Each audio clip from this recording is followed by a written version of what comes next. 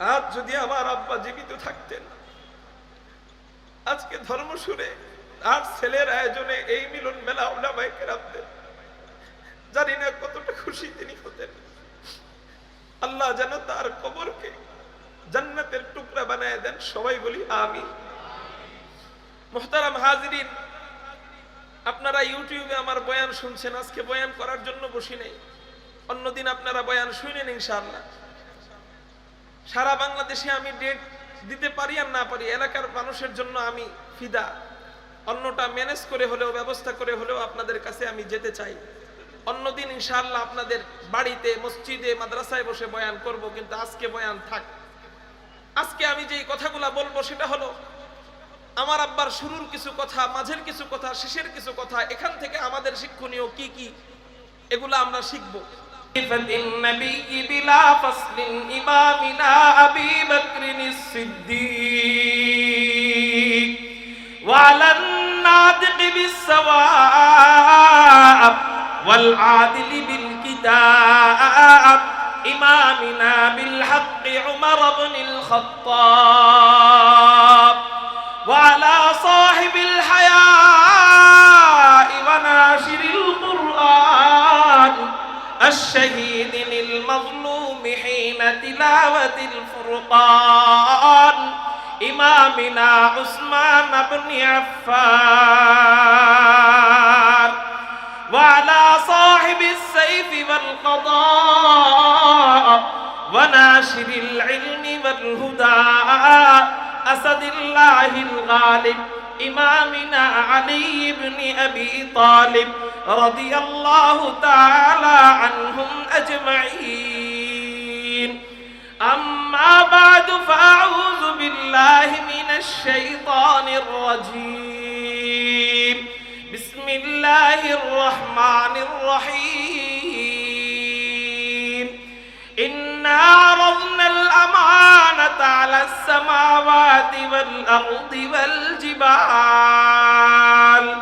والجبال فأبين أن يحملنها وأشفقن منها وحملها الإنسان إنه كان ظلوما جهولا. قال سيدنا رسول الله صلى الله عليه وسلم القرآن حجة لك أو عليك. صدق الله مولانا العظيم وصدق رسوله النبي الأمي الكريم ونحن على ذلك لمن الشاهدين والشاكرين والذاكرين والحمد لله رب العالمين.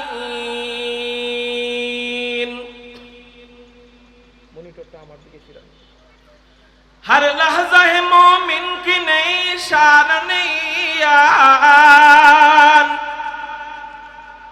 हर लहजा है मोमिन की नई शान नैयान. गुफ्तार में किरदार में अल्लाह की बुरहान,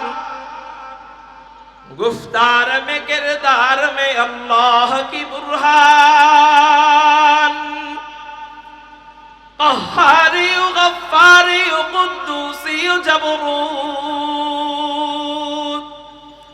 قهاري غفاري قدوسي جبروت. ये चारों अनासिर हो तो बनता है मुसलमान, ये चारों अनासिर हो तो बनता है मुसलमान.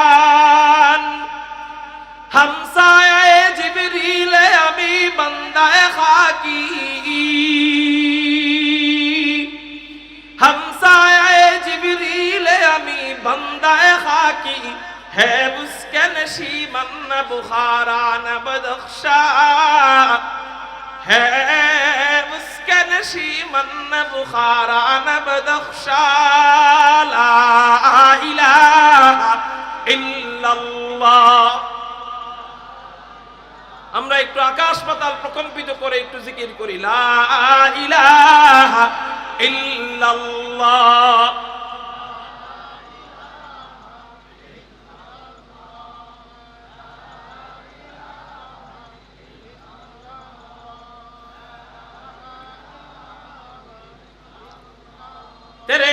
महबूब की यारब, तेरे महबूब की यारब शबाहत लेके आया हूँ, हकीकत उसके तू कर मैं सूरत लेके आया हो, न अज़मत लेके आया हो न शौकत लेके आया हो, न अज़मत लेके आया हो न शौकत लेके आया हो, मोहब्बत लेके आया हो, मोहब्बत लेके आया हो। ला इलाहा इल्लल्लाह,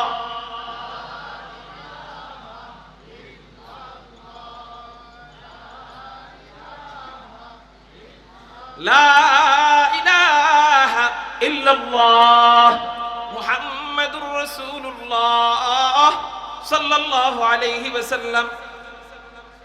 अल्हम्दुलिल्लाह, अल्लाह जल्ला जलालुहु व अम्मा नवालुहुर दरबारे लाख कोटी शुक्रिया আদায় করি যে মহান রব্বে করিম আমাদেরকে আমার পিতা মুফতি মুফিজুল ইসলাম রহমতুল্লাহি আলাইহি মাগফিরাত কামনায় রব্বে করিম আমাদেরকে এই মুবারক মজলিসে আসবার এবং বসবার তৌফিক দান করেছেন। সেই জন্য সবাই অন্তরের অন্তঃস্থল থেকে শুকরিয়া আদায় করি, চিৎকার দিয়ে বলি আলহামদুলিল্লাহ। আজ যদি আমার আব্বা জীবিত থাকতেন, আজকে ধর্মসুরে আর ছেলের আয়োজনে এই মিলন মেলা উলামায়ে কেরামদের, জানি না কতটা খুশি তিনি হতেন। আল্লাহ যেন তার কবরকে জান্নাতের টুকরা বানায় দেন, সবাই বলি আমিন। মুহতারাম হাজিরিন, আপনারা ইউটিউবে আমার বয়ান শুনছেন, আজকে বয়ান করার জন্য বসি নাই, অন্যদিন আপনারা বয়ান শুনেন ইনশাআল্লাহ। সারা বাংলাদেশে আমি ডেট দিতে পারি আর না পারি, এলাকার মানুষের জন্য আমি ফিদা, অন্যটা ম্যানেজ করে হলেও ব্যবস্থা করে হলেও আপনাদের কাছে আমি যেতে চাই। অন্যদিন ইনশাআল্লাহ আপনাদের বাড়িতে মসজিদে মাদ্রাসায় বসে বয়ান করব, কিন্তু আজকে বয়ান থাক। আজকে আমি যেই কথাগুলা বলবো সেটা হলো আমার আব্বার শুরুর কিছু কথা, মাঝের কিছু কথা, শেষের কিছু কথা, এখান থেকে আমাদের শিক্ষণীয় কি কি এগুলা আমরা শিখব। কারণ আমার আগে হযরত বয়ান করে গেলেন মৃত ব্যক্তিদের, আল্লাহওয়ালা ব্যক্তিদের জীবনী আলোচনা করা, এটা আমাদের জন্য শিক্ষণীয় বিষয়, এই বিষয়ে আলোচনা করা বেশি বেশি প্রয়োজন। আমার আব্বা যখন ছোট, 5-এ পড়ে, হাফ প্যান্ট পরে স্কুলে যায়, ভালো ছাত্র ছিল, 1 নাম্বার হতো সব সময়। কিন্তু যখন এক মজলিসে বয়ান হলো হাফেজে কোরআনের কত মর্যাদা, এই ব্যাপারে একটা বয়ান আপনারা শুনছেন অনেক বক্তার মুখ থেকে।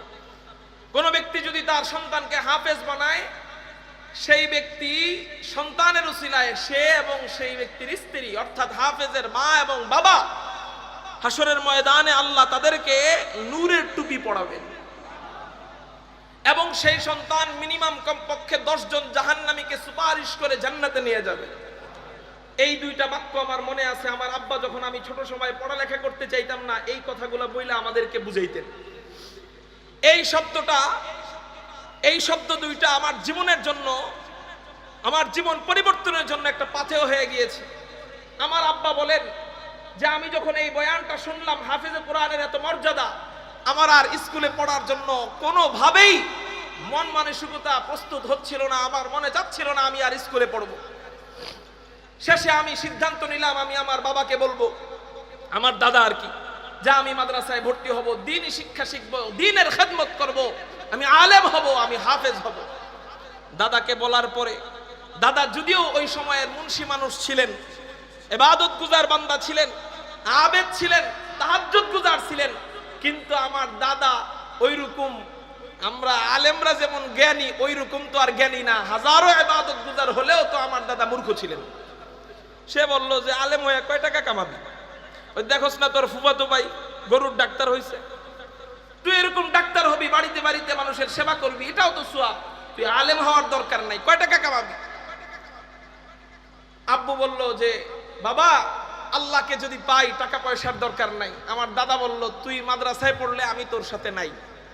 কারণ সে নামাজি হলেও মূর্খ মানুষ, তো বুঝে নাই, সরল সোজা গ্রামের সরল সোজা মানুষ। আব্বু করলো কি, কান্নাকাটি আরম্ভ করে দিল। স্কুলে গেল না, পাঠায় স্কুলে, খেলে বিরিং। বিরিং চেনেন তো আপনারা? পাঠায় স্কুলে, খেলে বিরিং। স্যারেরা অভিযোগ দিল, এই ছেলে তো স্কুলে আসতেছে না, এত ভালো ছাত্র, কি হইল? দাদা আব্বুকে ইচ্ছা মতো পিটান পিটাইলো, স্কুলে যাস না কেন? স্যারেরা মিটিং বসলো, এরকম একটা ভালো ছাত্র, সে আমাদের দেশের শরীয়তপুরের উজ্জ্বল নক্ষত্র হবে, আমাদের দেশের গর্ব হবে। এই ছেলেটাকে যদি আমরা এইভাবে নষ্ট করে দেই, ও যদি স্কুল থেকে চলে যায়, তাহলে আমাদের এই গ্রামের একজন শিক্ষিত মেধাবী সন্তানকে আমরা হারাবো। অতএব কিভাবে ওরে মাদ্রাসা থেকে ফিরায় স্কুলে ভালো শিক্ষায় শিক্ষিত করা যায়, সেই ব্যবস্থা আমাদের করতে হবে। স্কুলের টিচাররা মিটিং করে আমার দাদার কাছে গেল, তারা বুদ্ধি করলো যে আচ্ছা, ও তো সব ক্লাসে 1 হয়, এবার তো 5-এর পরীক্ষা দিবে। 5-এর পরীক্ষাটা কি যেন বলে, বৃত্তি পরীক্ষা দিবে। এটাতে যদি 1 হয়ে যায়, তাইলে ওরও মন গইলা যেতে পারে, আমরা উৎসাহ দিব, দেখো তুমি কত ভালো ছাত্র মুফিজ, অতএব তুমি এখন আমাদের কাছেই পড়ো। কারণ অনেকে চায় পড়ালেখা ছেড়ে দিতে, 8-এর ক্লাসে পাশ করলে আবার 9-এ ভর্তি হয়, আছে না নাই? অনেকে চায় তার মেয়েকে 10-এর পরে বিয়ে দিয়ে দিব, কিন্তু 10-এ পাশ করলে আবার কলেজে ভর্তি করে, বিয়ে আরো কয়েকদিন পরে আরো ভালো প্রস্তাব আসবে আমার মেয়ের জন্য, আছে না নাই? আপনারা আমার সাথে একটু কথা বললেন। এই বুদ্ধি প্রয়োগ করলো স্যারেরা এবং আমার দাদা। এটা আমার আব্বা টের পেয়ে গেছে। টের পেয়ে যাওয়ার পর আব্বা কয়, আমিও তো কম না, আপনারা আমারে যা করতে চাইতেছেন আমি তাই করবো, পরীক্ষা দিব। গেছে, পরীক্ষা দিছে, মাগার পরীক্ষার খাতার মধ্যে যা মন চাইছে, নিজের নাম কতক্ষণ, গ্রামের নাম কতক্ষণ, এলাকার নাম কতক্ষণ, বিদেশের নাম, দেশ বিদেশের এক একটা ঠিকানা, এগুলো লেখছে। প্রশ্ন যা আসছে কিচ্ছু দেয় নাই, মানে আন্তাজে কুন্তাজে খালি দাগায় থিয়ে এসে বসছে। দেখা গেল যেই মুফিজ সাহেব প্রত্যেক ক্লাসে 1, সেই মুফিজ সাহেব সবগুলা 0, তার নামটাও সে লেখে নাই, সবগুলা 0। ইচ্ছায় না অনিচ্ছায় মাদ্রাসায় পড়ার জন্য আমাদের সন্তানগুলা কি, আর আমার আব্বা কি ছিলেন, আমার আব্বা বলে বলতেছি না, আল্লাহর কসম, এরকম একজন আকাবির, তার কথা আমি জানি বিদায় বলতেছি, সে আমার বাবা, এই জন্য বলতেছি না। এটা যেন আপনাদের মতো বাবাদের জন্য শিক্ষা হয়, তলবে ইলমদের জন্য শিক্ষা হয়, ছাত্রদের জন্য শিক্ষা হয়, দ্বীন শিক্ষার জন্য সে শুরু থেকেই কতটা জিহাদ, কৌশলের জিহাদ, হিকমতের জিহাদ শুরু করছে। এরপরে ফেল হইল, পরে আমার দাদা আবারও পিটাইলো। পিটানোর পরে আমার আব্বার পায়ে একটা দাগ ছিল, সেন না কি বলে, এটা আমার আব্বারে 1 টাকা চাইছিল, মাদ্রাসায় পড়বে এই জন্য 1 টাকা চাইছিল, দেখা সেন এমন ভাবে ভিক্ষা দিছে, পাকাইটা গেছে। আরেকটু হইলে হাড্ডির ভিতরে ঢুকে যেত, এটা অনেক ধার। এটা হওয়ার পরে আমার আব্বু কান্না আরম্ভ করলো, কি করবে কি করবে কি করবে। এখানে খুব মনোযোগ, এখানে একটা বুঝার বিষয় আছে।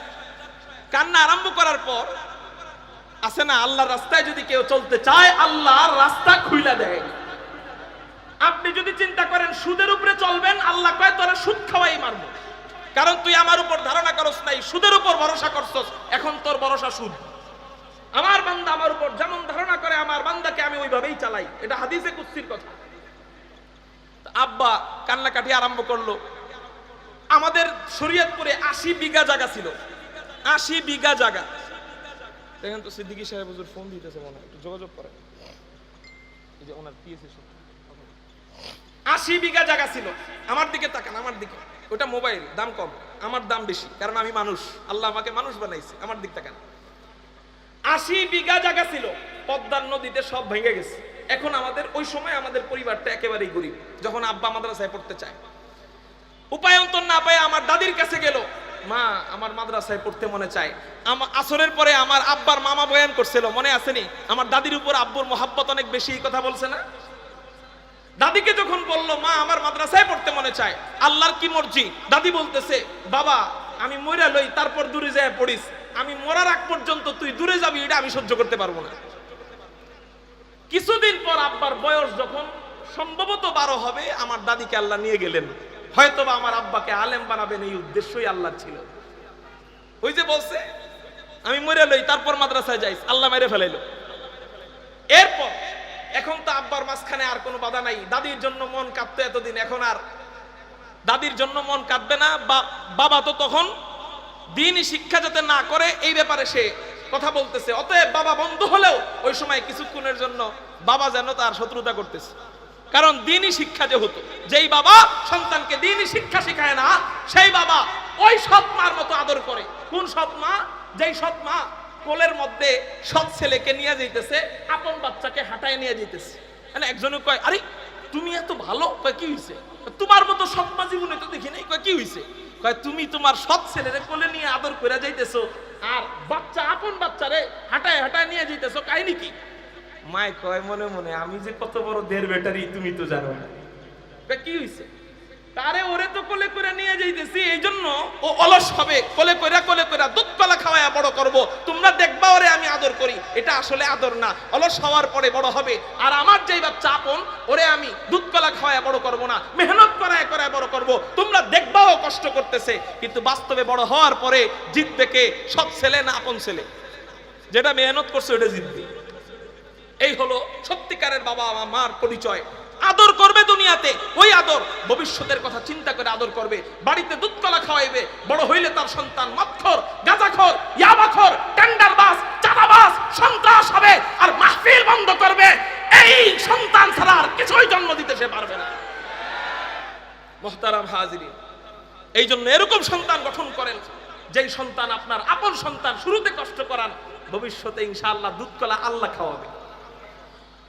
তো আব্বা ওই সময় আমার দাদার সাথে একটু দূরে দূরেই থাকে, কাছে আসলেই তো জিগাইবো স্কুলে যাস নাকি। আল্লাহ রাস্তা খুলে দিলেন, একটা সাপোর্ট দিয়ে দিলেন আমার বড় কাকাকে, বড় চাচা। বলল, ভাই তুই কি আসলে মাদ্রাসায় পড়বি নাকি পাঠানোর পরে আবার পালায় চলে আসবি? না ভাই, আমি মাদ্রাসায় পড়বো। আচ্ছা ঠিক আছে, তোর মাদ্রাসায় যাওয়ার জন্য প্রাথমিকভাবে কত টাকার প্রয়োজন? বলতেছে, টাকা তো অনেক প্রয়োজন, কোথায় যাই না যাই বলা তো যায় না, কিন্তু প্রাথমিকভাবে 8-10 টাকা হলেই হবে। ওই সময় 8-10 টাকার দাম বর্তমানে 8-9 হাজার টাকার উপরে। তা 8-10 টাকা হলেই হবে। আমার চাচা খানদানি ফ্যামিলির সন্তান, ফরাজি বংশের সন্তান। ফরাজি বংশ কোন বংশ আপনারা বইয়ের মধ্যে দেখেন, স্কুলের বইও আছে। আমরা সেই ফরাজি বংশ, আলহামদুলিল্লাহ। সেই ফরাজি বংশের সন্তান আমার চাচা, সে নিজে কামলা খাইটা আমার আব্বার জন্য টাকা, কয়েকদিন মিলে কয়েকদিন কামলা খাইটা আব্বার জন্য টাকা জোগাড় করছে। কয় টাকা? 7 টাকা। কয় টাকা বলেন, জোরে বলেন। এই 7 টাকা আব্বুরে দিল। আব্বুরে দেওয়ার পরে আব্বুর শখে একটা পাঞ্জাবি বানাইছিল, ঈদের জন্য একটা জুতা বানাইছিল। ওই জুতা এবং এই শরীরের পাঞ্জাবি, এই দুইটা একত্রে আমার আব্বা বিক্রি কইরা সব মিলাইয়া আমার যতটুকু মনে পড়ে 11-12 টাকা হবে। এটা নিয়ে পালায়া রাতের আধারে ট্রাঙ্ক মাথায় নিয়া, ওই ট্রাঙ্কের উপরে তোশক নিয়া, বেডিং নিয়া, রাতের আধারে দ্বীনি ইলম হাসিল করবার জন্য একজন 12 বছরের সন্তান ঘরের পিছনের দরজা দিয়ে সৈয়দপুর মাদ্রাসার উদ্দেশ্যে পালায়া রওনা দেয়। এমন দৃষ্টান্ত আপনারা খুব কমই দেখাইতে পারবেন। আমার আব্বা বলে বলতেছি না, মৃত্যু ব্যক্তিকে নিয়ে কোনো মিথ্যাচার আমি করবো না। আমার যতটুকু মনে আছে আমি ততটুকু বলতেছি। যদি ভুলে মিথ্যা হয়, আল্লাহ যেন আমাকে ক্ষমা করে। পালায়া চলে আসার পর আলহামদুলিল্লাহ আল্লাহ রাস্তা খুলে দিলেন আমার নানিকে। কেমনে কেমনে খুলে দিলেন? আমার নানি সারা জীবন পড়ালেখার খরচ চালাইলেন আমার আব্বা। হেফজখানায় পড়াকালীন, কিতাবখানায় পড়াকালীন, ইফতা পড়াকালীন। এই যে আমার মামা, হেরা মাঝে মাঝে হিংসা করতো যে আমাকেও আমার মা এত আদর করে না। আমার মায়ে কেন এই পোলারে এত আদর করে? তাদের গোপন সূত্র আজকে আমি বইলা দেই। আমার আব্বার ভিতরে দ্বীনি ইলমের দরদ আপনাদের থেকে অনেক বেশি ছিল। এই জন্য আল্লাহ আমার নানিরে সেট করে দিয়েছে। এই জন্য আপনাদের থেকে বেশি আদর করছে আমার আব্বারে। কি স্বার্থ ছিল? কোনো স্বার্থ ছিল না। আবার আদর সামনে যায় করে নাই, পর্দার আড়াল থেকেই। আগে জায়গির বাড়ি ছিল না, আমার নানি বাড়ি ছিল আমার আব্বার জায়গির বাড়ি। তো আমার মামাদের জন্য রাখতো দুধ, আমার আব্বার জন্য রাখতো দুধের শখ। আদরটা বুঝছেন? আমার মামার জন্য রাখতো ইলিশ মাছ, আব্বার জন্য রাখতো ইলিশ মাছের ডিম। আদরটা বুঝছেন? এত আদর করত। আলহামদুলিল্লাহ ব্যবস্থা করে দিলেন কে? এবার আব্বা আলেম হইল, এত বড় আলেম হইল আলহামদুলিল্লাহ। আপনাদের এলাকার মানুষ, এতদিন আব্বা ছিল, আব্বার কারণেই আপনারা চিনেন নাই আমার আব্বারে। আপনাদের দোষ দিব না, আমার আব্বার কারণেই চিনেন নাই। কেন? যখনই বলি আব্বা আপনার মতো এমন একজন আলেম, আপনার দ্বারা মানুষের ফায়দা হবে, আপনি একটু পরিচয় লাভ করার জন্য কিছু ব্যবস্থা করেন না। আব্বু এমন মুখলিস মানুষ ছিলেন, মানুষকে দেখানোর জন্য চল পরিমাণ কোনো কিছু তো করতেনই না। পাশাপাশি শেষে যেই জিনিসটা করে গেছে, মারা যাওয়ার সময় কোন বুজুর্গ আছে এটা চায় না যে তার জানাজায় বেশি মানুষ হোক?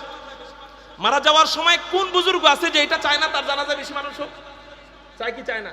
সব বুজুর্গই চায় তার জানাজায় বেশি মানুষ হোক। তা আব্বু যখন ওসিয়তনামায় লিখতেছে, আমার জানাজা তোমরা দিবা ধর্মসুর হামিদিয়া মাদ্রাসায়, এবং এখানে যেহেতু তোমরা বাড়িঘর করছো, আমার কবর তোমরা দিবা এই যে এই রোহিতপুর কবরস্থানে। আমরা তখন বললাম, আব্বু আপনি এটা কি বলেন? আপনাকে এই এলাকার মানুষ কয়জন চিনে? এলাকার মানুষ বাস্তবেই আব্বুর জানাজার সময় এলাকার মানুষ ধৈর্য খুঁজে পাওয়া যায় না, সব দূর দূরান্ত থেকে আসছে। আব্বুকে বলছে, আব্বু এলাকার মানুষ কয়জন চিনে? দেশে আপনার জানাজা হইলে মিনিমাম 50,000 লোক হবে। আব্বার দেশের যারা এরা মিথ্যা বলছে কিনা জিজ্ঞাসা করেন। সৈয়দপুর মাদ্রাসায় আব্বু পড়ছে, ওখানে যদি জানাজা হয় মিনিমাম 20,000 লোক হবে। আপনি এমন একটা এলাকায় আপনি জানাজা পড়ানোর কথা বলতেছেন যেখানে নতুন এসে বাড়ি করছেন মাত্র 8 বছর, আপনারা চিনে কয়জন? আব্বু এই জায়গায় জানাটা দেওয়া আমার ভালো লাগতেছে না, যেখানে বেশি মানুষ হয় সেখানে জানাজা দিব। আব্বু কয়, বাবা আল্লাহ যদি মাফ করে বেশি মানুষ দিয়ে কি করার, আল্লাহ যদি মাফ না করে বেশি মানুষ দিয়ে কি করার। আল্লাহ যদি মাফ করে তাহলে কি মানুষ বেশি আর কম দিয়ে কোনো কথা? মুহতারাম হাজিরিন, আমি পারলাম না বুঝায়া আব্বুকে ওই জায়গায় নিতে। এদিকে খেয়াল করেন, আপনারা আমার দিকে খেয়াল করেন। আপনারা কিন্তু ওয়াদা দিচ্ছেন আমার কথাগুলো শুনবেন, আমি হৃদয়ের ব্যথা নিয়ে কথাগুলো বলতেছি। আলহামদুলিল্লাহ, আল্লাহ এত বড় আলেম বানালেন। বাংলাদেশের বাইতুল মুকাররমের পরেই যে মসজিদটাকে মাপা হয় আমার জানা মতে, জাতীয় মসজিদ বাইতুল মুকাররমের পরেই ধানমন্ডি ঈদগাহ, সেই ঈদগাহে সম্মানের সাথে দীর্ঘদিন ওখানে ছিলেন, দীর্ঘদিন ওখানে ছিলেন। আলহামদুলিল্লাহ। কোথায়? আচ্ছা হযরত, আস্তে আস্তে আমার শেষ কথাটুকু বলি। সবাই বলেন আলহামদুলিল্লাহ, লিল্লাহি তাকবীর। চারটা ঠিক করে, চারটা ঠিক করে, চারটা ঠিক করে।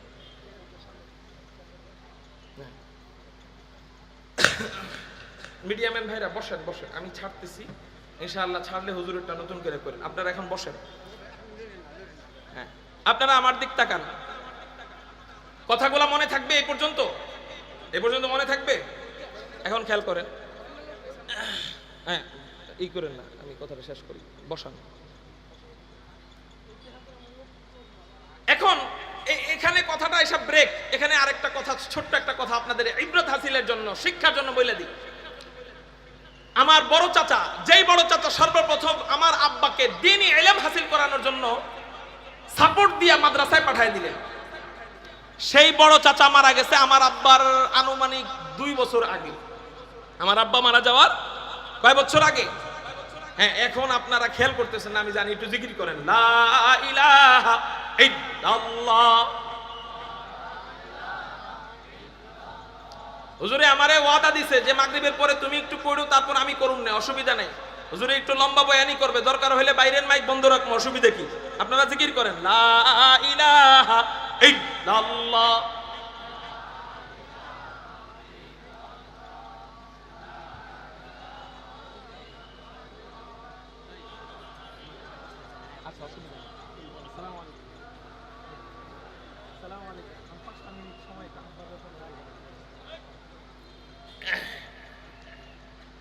আলহামদুলিল্লাহ বলেন সবাই আলহামদুলিল্লাহ, লিল্লাহি তাকবীর। হাফিজুর রহমান সিদ্দিকী সাহেবের আগমন, জোর হয় নাই, হাফিজুর রহমান সিদ্দিকী সাহেবের আগমন। শুভেচ্ছার স্বাগতম, শুভেচ্ছার স্বাগতম, সিদ্দিকী সাহেবের আগমন। আলহামদুলিল্লাহ বলেন সবাই। হযরত চলে আসছে। আর এই ধরনের মানুষ কিন্তু বসে থাকেন না মানুষ না, জানেন তো, মোহাব্বত।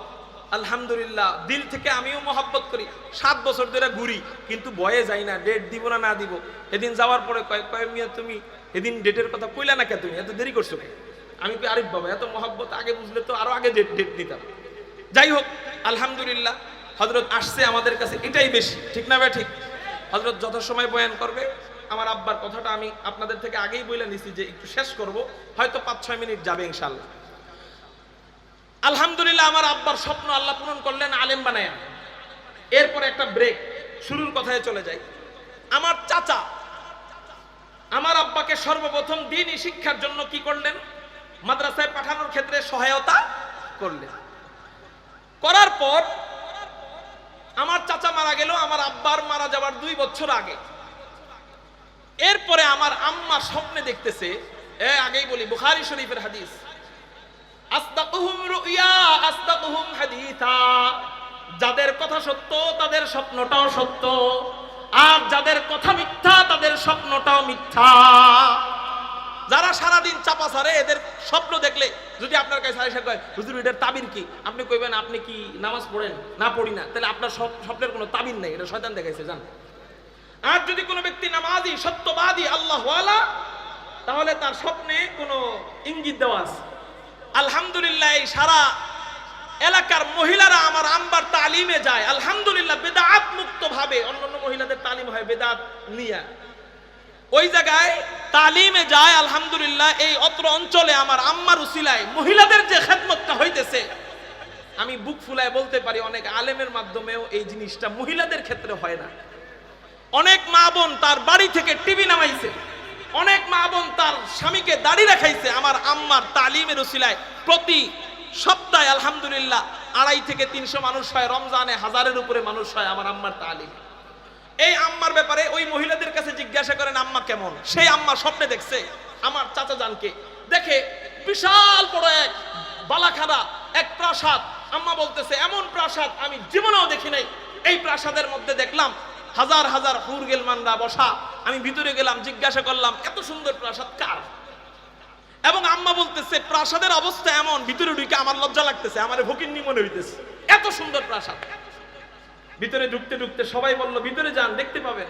যাওয়ার পরে দেখলাম আমার আব্বার বড় ভাইয়ের কথা বলতেছে যে আমাদের বড় ভাই ওখানে রাজ সিংহাসনের মধ্যে বসা। আম্মা বলতেছে ভাইজান আল্লাহ আপনাকে মাফ করে দিছে, জান্নাত দিয়ে দিছে? হ্যাঁ আলহামদুলিল্লাহ আল্লাহ আমাকে মাফ করে দিছে, জান্নাত দিয়ে দিছে। জানো কিসের উসিলায় আল্লাহ আমাকে মাফ করছে আর জান্নাত দিছে? এই কথা স্পষ্ট ভাবে বলতেছে। আমার চাচাতো ভাই কোথায়? ওই কাকার ছেলে আছে না এখানে? আবুল কালাম ভাইয়া আছে? আচ্ছা একটু আগে ছিল। তা আমার চাচা বলতেছে জানো কিসের উসিলায় আল্লাহ আমাকে মাফ করছে? কিসের উসিলায়? কয় আমার ছোট ভাইকে ওই যে আলেম বানাইছিলাম, এই আলেম বানানোর উসিলায়, এবং আমার ছোট ছেলে, যে ছোট ছেলের মাত্র ডাক দিলাম আবুল কালাম ভাইয়া বলে, এই ছোট ছেলেকে আলেম বানাইছিলাম, এই দুইজনের বদৌলতে আল্লাহ আমাকে মাফ করে দিছে। স্বপ্নের কথা তো আপনাদের কাছে বিশ্বাস না হইলে কিছু করার নেই। বিশ্বাস না হইলে না হইতে পারে, এটা বিশ্বাস করানো আমার জন্য জরুরি না। কোরআন হাদিস হইলে আমার বিশ্বাস করানো জরুরি, বিশ্বাস না হইলে ঈমান চলে যেত। কিন্তু স্বপ্নের কথা তো আপনার বিশ্বাস না হইলে আমার কিছু করার নাই। আমি সত্যটা বললাম। এখান থেকে আমাদের বুঝার বিষয় হলো আমরাও যদি আমাদের সন্তানদেরকে এই যে হাড় ভাঙা পরিশ্রম কইরা আমার সন্তানকে, আমার চাচা কয় টাকা দিছে? 7 টাকা। আর আমার সন্তানের পিছনে আমরা 7 লাখ 8 লাখ টাকা দ্বীনি ইলম শিখানোর পিছনে খরচ করে ফেলতেছি। আল্লাহ কি আপনার মনে হয় ওই আল্লাহ কি ইনসাফওয়ালা আল্লাহ নয়, ইহসানওয়ালা আল্লাহ নয়? সে আল্লাহ আমাদেরকে মাফ করতে পারেন না? এজন্য একটা ওয়াদা দেন, ইনশাআল্লাহ আমরা আমাদের ছেলেদেরকে এই যে ধর্মসুর মাদ্রাসা, কত সুন্দর চমৎকার পরিবেশ, যদি ভালো না লাগে এটা, তাহলে আপনার কাছে আরো ভালো লাগে যেটা, ওইটাই যান। ছেলেদেরকে এই মাদ্রাসাগুলায় ভর্তি করবেন। আর মেয়েদেরকে আমি অনুরোধ করব আমার আব্বার শেষ রেখে যাওয়া আমানত এই মহিলা মাদ্রাসা, ধর্মসুর ইসলামিয়া মহিলা মাদ্রাসায় অন্তত মেয়েদেরকে দিবেন ইনশাআল্লাহ। সন্তানদেরকে আমার মাদ্রাসা ভালো না লাগলেও কোনো মাদ্রাসায় দিয়েন, তাও দিয়েন। সন্তানদেরকে আলেম বানায়া, আলেমা বানায়া, হাফেজ হাফেজা বানায়া জান্নাতের উসিলা বানাবো। কারা কারা আল্লাহু আকবার বলে 2 হাত আল্লাহ বানাবো ইনশাআল্লাহ। শেষ কথা, ওই যে একটা কথা বাকি ছিল, আমার আব্বার শেষ একটা স্বপ্ন ছিল। সেই স্বপ্নটা কি? আব্বা একটা পুরুষ মাদ্রাসা করে যাবেন, একটা পুরুষ মাদ্রাসা। কিন্তু আব্বার তৌফিক হয় নাই পুরুষ মাদ্রাসা ওইভাবে করার। যে জায়গায় করছিলেন ধানমন্ডি ঈদগাহে নিজের বাসা ছাইরা দিয়ে পুরুষ মাদ্রাসা করছিলেন, সেই পুরুষ মাদ্রাসা এখন সম্ভবত দাওরায়ে হাদিস পর্যন্ত হয়ে গেছে। কিন্তু আব্বু একটা কারণে চলে আসছে ওখান থেকে। ওই মাদ্রাসার সওয়াবটা আমার আব্বা পাবে, যেহেতু আমার আব্বা শুরু করছে। কিন্তু আব্বার ইচ্ছা ছিল নিজ জায়গায় একটা পুরুষ মাদ্রাসা করা। এই স্বপ্ন পূরণ হয় নাই বিদায়, বিভিন্ন কারণে হয় নাই, টাকা পয়সা হয়তো ছিল না। এই স্বপ্ন পূরণ হয় নাই বিদায় আমার আব্বা একটা মহিলা মাদ্রাসা করছে। যেহেতু মহিলাদেরও খেদমত বড় প্রয়োজন, কারণ একজন মা ঠিক তো পুরা ঘর ঠিক, ঠিক না ভাই? ঠিক। একজন বোন ঠিক তো পুরা ঘর ঠিক। আপনি যতই মসজিদের সভাপতি হন, আপনার মেয়ে যদি টুস পায়জামা পরে বাইরে যায়, ওই ঘরে কখনো শান্তি নাই। আপনার বউ যদি আপনার পুরাতন ওই বউর ফ্রেন্ডের সাথে কথা কয়, আপনার ঘরে শান্তি নাই। আলহামদুলিল্লাহ মহিলা মাদ্রাসা করছে। কিন্তু আমার আব্বার একটা স্বপ্ন ছিল পুরুষ মাদ্রাসা করে যাওয়া। সেই স্বপ্নটা সঠিক বাস্তবায়নের ইচ্ছা আমি উবাইদুর রহমান হুজাইফি আল্লাহ পাকের উপর ভরসা করে নিলাম। আল্লাহ যেন কবুল করেন, সবাই বলি আমিন। এখন আপনাদের কাছে যেটা বলা সেটা হলো, এই যে আজকে আপনারা এই ধর্মসুর এলাকার জন্য যে বিপ্লবটা দেখছেন, আপনারা কি মনে করেন আমি যদি একটা মাদ্রাসার ভিতরে এই মাহফিলটা করতে পারতাম, এই মাদ্রাসা উঠতে কয়দিন লাগতো? আপনারাই বলেন আমাকে। 2-3 দিন লাগতো, 2-3 বছর লাগতো, নাহলে 10 বছরই লাগতো, এর বেশি তো আর না। একটা মাদ্রাসা উঠে যেত আপনাদের পাড়ার বরকতে, চোখের পানির বরকতে, আল্লাহ ওয়ালাদের দোয়ার বদৌলতে। এখন আমি নিয়ত করেছি আমি একটা মাদ্রাসা করব, কিন্তু যেই জায়গায় একটা মাদ্রাসা আগের থেকে আছে সেখানে করব না, আরেক মাদ্রাসার ক্ষতি করব না। আমি আমার বাড়ি ধর্মসুর, নিয়ত করছি সারা জীবন ধর্মসুরেই থাকবো, ধর্মসুর মাদ্রাসার খেদমত করব, কিন্তু ধর্মসুরে আমি কোনো পুরুষ মাদ্রাসা করব না, কারণ এখানে একটা আলো আছে, যেখানে আলো আছে নতুন করে ওখানে আলো জ্বালানোর কোনো দরকার। ধর্মসুর মাদ্রাসার ছাত্র আমি, এই মাদ্রাসার সন্তান আমি, এই মাদ্রাসাকে আমি সাপোর্ট করব, এই মাদ্রাসার জন্য আমার জীবন উৎসর্গ করব, এই মাদ্রাসার যাতে কোনো ক্ষতি না হয় আমি এটা চাইবো না। অতএব আমি মাদ্রাসা করব কিভাবে? আব্দুল্লাহপুর থেকে মাওয়া রোডের ডানে অথবা বামে। আপনারা যদি চিন্তা করেন যে হযরত জীবনে আর বাঁচবো কয়দিন, চলেই তো যাব, বহু জায়গা আছে, হযরত আপনাকে আমি মাদ্রাসার জন্য একটা জায়গা দিয়ে যাব, ইনশাআল্লাহ এভাবে দিবেন আপনি যে আমি যেন আজীবন পর্যন্ত মুহতামিম থাকতে পারি। আমি চাইলে আমার সন্তানকে অথবা অন্য কাউকে এর দায়িত্ব মরণের আগে দিয়ে যেতে পারি, কারণ আপনি আমারে আপনার জায়গা দিয়া মুহতামিমগিরি দিবেন, 10 বছর পরে উন্নতি হওয়ার পরে লাত্তি দা বিদায় করে দিবেন আমাদের মুফতি জাহিদ সাহেব হুজুরকে এবং লাকিরচর পীর সাহেব হুজুরকে, যা করছে উন্নতি করার পরে লাত্তিটা বের করে দিবেন, গরুর মতো গাদার মতো খাতলাম যে মাদ্রাসার জন্য বের করে দিবেন, ভাল না লাগলে 19 থেকে 20 হলে ওই তাবেদারি আমি করতে পারবো না। আপনি জায়গা দিলে দেন, না দিলে নাই, কিন্তু যদি কেউ এরকম বাগান আপনি চান আপনার জায়গার মধ্যে হোক, আপনি এই নিয়তে দিবেন যে এই মাদ্রাসাটা আমি আজীবনের মুহতামিম হিসেবে হুজাইফি সাহেবের নামে লিখে দিলাম। এবং 2 নাম্বার কথা হলো, আমি যদি চাই এই জায়গাটার আশপাশে কোনো মাদ্রাসা আছে, ওই মাদ্রাসার ক্ষতি হবে, তাহলে আপনার জায়গা বিক্রি করে আমি ভালো প্লেস মতো একটা জায়গা নিব মাদ্রাসার স্বার্থে, তাহলে আমার সেই অধিকার থাকবে। এভাবে যদি আপনারা কেউ জায়গা জমি আপনারা কোনো দিক থেকে ক্ষেত বলেন, গাড়া বলেন, গর্ত বলেন, নদীর আইল বলেন, খাল বলেন, যা বলেন দিতে চান, ওটা বিক্রি করে আমি প্লেস মতো জায়গা নিব, সুন্দর মতো জায়গা নিব। এবং যদি কেউ এই জায়গা দিয়ে সহায়তা করেন, ইনশাআল্লাহ আপনাকে আমি কথা দিলাম, আপনার নাম যদি ইসলামী নাম হয়, আপনার মাদ্রাসার নামের সাথে আপনার নামটাও জুড়ে যাবে, ওই নামের সাথে আপনার নামটাও, যে জায়গা দিবে তার নামটাও থাকবে ইনশাআল্লাহ। বলেন ইনশাআল্লাহ। কি আপনাদের কাছে আল্লাহর পরে আশা করতে পারেনি? ইনশাআল্লাহ পারি, ইনশাআল্লাহ। তবে আমি রোহিতপুর ইউনিয়নে কোনো কিছুর খেয়াল করতেছি না, এবং এখান থেকে আমি কোনো কালেকশনও করবো না, এটা আমার বাড়ি, ভুল বুঝবেন না। শেষে আমার একটা কথা বলে নেমে যেতেছি, যেহেতু মিডিয়ারা আছে, ভুল বুঝাবুঝি হলে ঝামেলা। আমার কাকা যে বইলা ফেলবে এই কথাটা আমি বুঝি নাই, বইলা ফেলছে মহাব্বতে। খলিফা বলছে 2 জনের আমার ব্যাপারে, আল্লামা জুনায়েদ বাবনগরী রহমাতুল্লাহ আলাইহি খেলাফত দিয়েছেন, এই কথাটা আসলে একটু অন্যভাবে। খেলাফত তাসাউফের মেহনত বাবনগরী সাহেব হুজুর দেন নাই, তাসাউফের খেলাফত আমাকে দিয়েছেন আলহামদুলিল্লাহ নেত্রকোনা জেলার বেফাকের সভাপতি আল্লামা জিয়াউদ্দিন দামাত বরকাতুল আলিয়া। আর বয়ানের লাইনে ইলমুল বয়ান করার জন্য আমাকে খেলাফত ইজাজত দিয়েছেন কায়েদে মিল্লাত আল্লামা জুনায়েদ বাবনগরী রহমাতুল্লাহি আলাইহি। ভুল বুঝবেন না, কাকা হয়তো আবেগে বইলা ফেলছে, ওই জিনিসটা খেয়াল নাই। আল্লাহ আমাদেরকে যেই কথা বললাম বুঝবার আমল করবার তৌফিক দান করুক। ওই জায়গার ব্যাপারে যেটা বললাম, যদি আলোচনা করতে চান আমার বাসায় যাবেন, ইনশাআল্লাহ আমি ওপেন নাম্বার দিলাম না, বাসায় জায়গায় যোগাযোগ করবেন। আপনার জায়গায় আল্লাহ ওয়ালাদের মিলন মেলা ঘটানোর দায়িত্ব আলহামদুলিল্লাহ আল্লাহ বাঁচায় রাখলে হুজাইফির। পরিশেষে আপনাদের দোয়া এবং ভালোবাসা নিয়ে বাঁচতে চাই। সবাই ভালো থাকবেন। আমার কথায় কেউ কষ্ট পাইছেন? জোরে বলেন, আমার কথায় কেউ কষ্ট পাইছেন? হযরতের সাথে বেয়াদবি করলাম, আপনাদের সাথে বেয়াদবি করলাম, মনের ভাষা কিছু ব্যক্ত করলাম। আমার বাবার স্বপ্ন পূরণের জন্য সবাই আমার আব্বার জন্য দোয়া করবেন। আসসালামু আলাইকুম ওয়া রাহমাতুল্লাহি ওয়া বারাকাতুহু।